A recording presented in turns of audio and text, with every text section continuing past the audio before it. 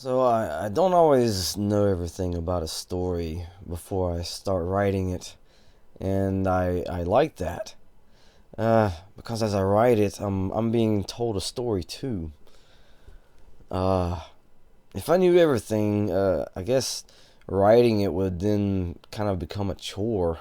I'd feel like, well, I've been here before, so why am I here again? Uh, but I do need a foundation to start with. So, with this story, other than other than like the whole feudal Japan setting and samurais and ninjas and such, I wanted to do something with one aspect that I really liked about Japanese culture. Uh, sure, I watch anime, I read manga, I even listen to audiobooks where the stories take place in that time period. Um, but even though I'm not Japanese, I think I got some knowledge of the culture, something that I can do something with, right? Uh, it's not like I have to be an expert to tell a story. Uh, but that thing I really like about the Japanese is like something that I keep getting from every type of media that I watch, that I listen to, or whatever, is that they have an appreciation of things. When I say that, I guess it's like I'm talking about an attention to detail. Uh, that might sort of sound a little cliche, uh, kind of like the appreciation of the little things, right? But I guess that's a saying for a reason, right? Uh, I can I can go on, uh, I can go on and on about how many things that people waste on a day to day basis. But it's just kind of like, I mean, there's no appreciation. But one little example I come across, uh, yeah, I guess it's like an easy example to bring out. Kind of like a habit that the Japanese do whenever they sit down to eat. Right before right before they eat, they always do this thing. Is like, "Thank you for the food." Uh, I forget how they say it in Japanese right now, but something along those lines, some kind of phrase like that. But it's a showing of appreciation. But I guess running with that, I can't help but fall into a Japanese philosophy. Uh, I guess it's kind of common knowledge that a lot of the Japanese follow like Buddhism and or they they're not maybe like religious, so to speak, but they follow it to some extent. There's also the Shintoism. Everyone knows about the monks and the shrines and the shrine maidens and the whole rituals and the stuff like that. Uh, but with those beliefs and practices, we get like the whole samurai and their Bushido code, and even to this day, the Japanese kind of have this thing about honor. They it's kind of like honoring completing goals or just being dependable. From there, they have doctrines they either follow or at least acknowledge in their day to day life. Way back when in the feudal era, uh, I actually happen to disagree a lot with their approach to things. I guess an easy thing is the whole class system.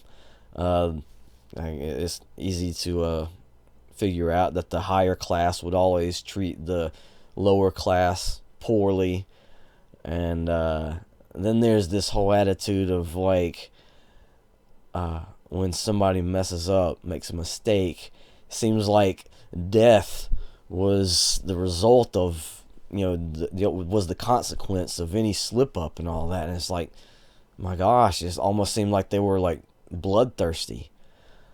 Uh, but that's the whole thing. It's like, with such a critical mindset toward people making mistakes, it's like they didn't know anything about grace.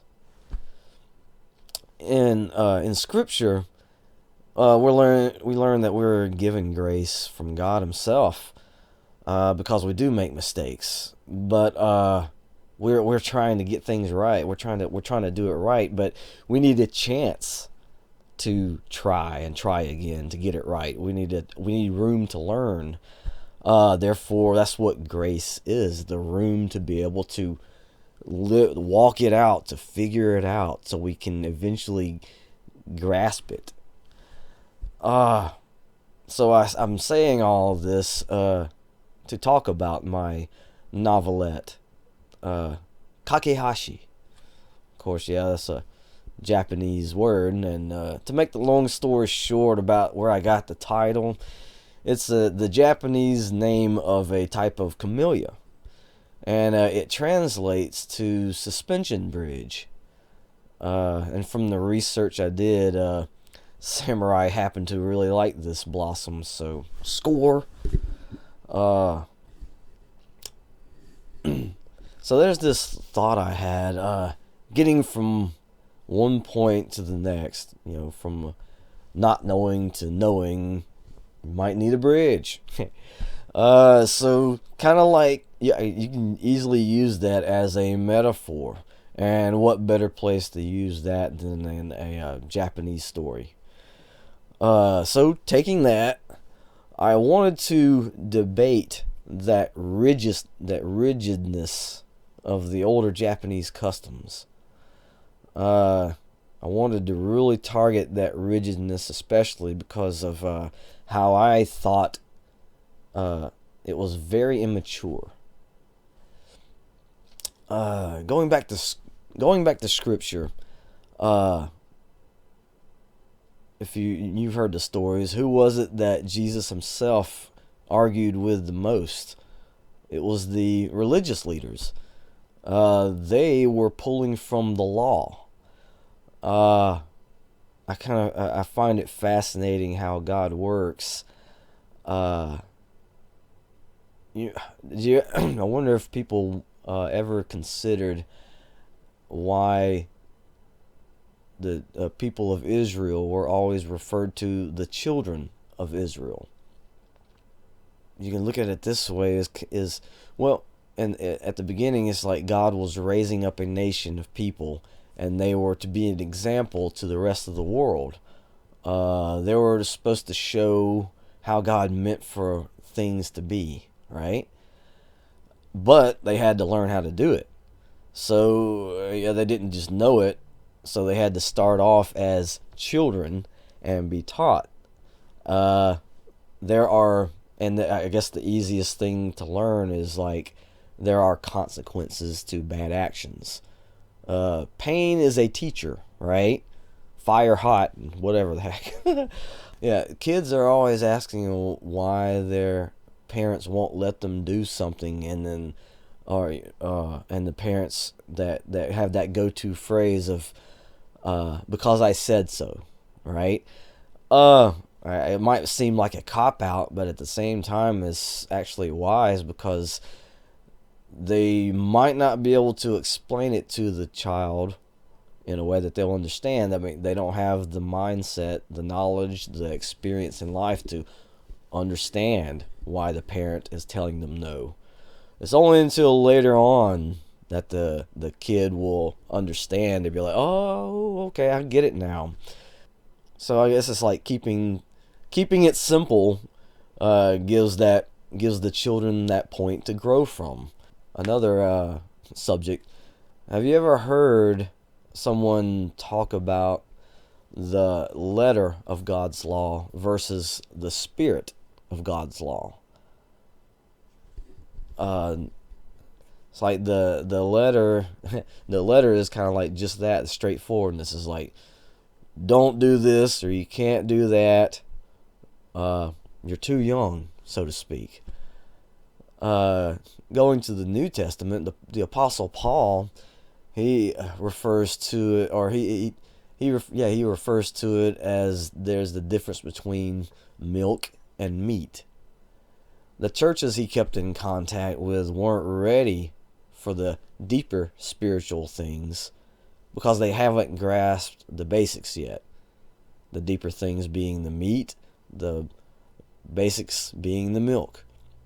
Well, he even like gave an example of like a moment between a mature believer and an immature believer, so to speak.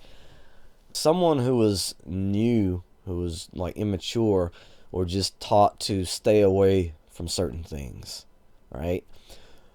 But the mature person knows that many of those things are kind of superfluous in a way. I'll explain. One of the examples that Paul gives, if someone, let's say the mature person and the immature person happen to sit down at a table with somebody who didn't believe, and that person had blessed the food in the name of some idol, right?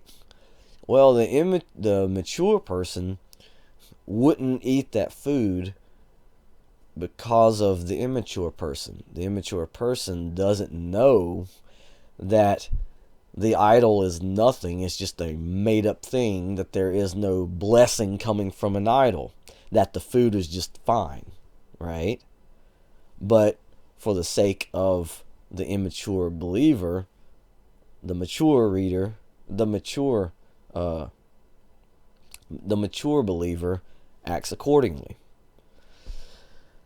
One of the reasons why Jesus was always arguing with the religious leaders of that day was because they were stuck in their immature mindset of the law.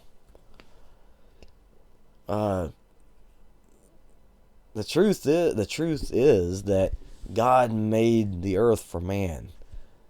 Sure, there are dangers and wrong ways of doing things, but it's a good thing to be alive. We're meant to enjoy the earth. There are so many ways to do good. It's just we have to know the difference between the good and the bad. But the whole point is that we find how to enjoy the good things, and we just have no interest in the bad ways, right? So it's so funny about trying to express this maturity to people, that it always comes off as radical. So going back to my story, Kakehashi, the main character, his name is Jiro, or Jiro.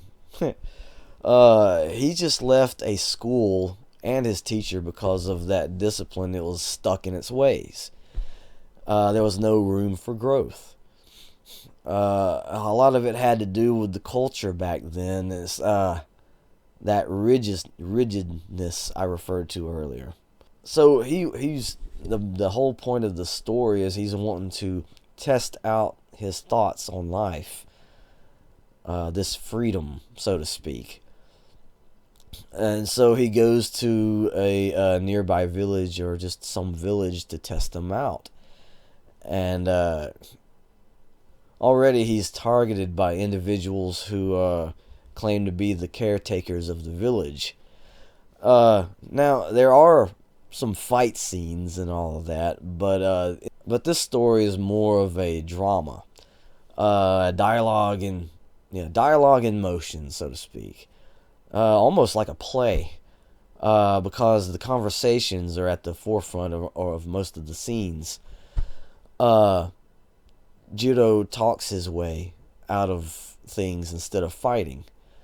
That's what I wanted to do with this story. Put some characters together to sort of debate myself with approaches I've heard of, that I know, with sort of approaches that I have that I'm still developing to this day. Since it's a novelette, it's a short read, so I hope you at least enjoy the poetic backdrops and the details of the culture, all while deciding whether or not you agree with the main character, Jiro.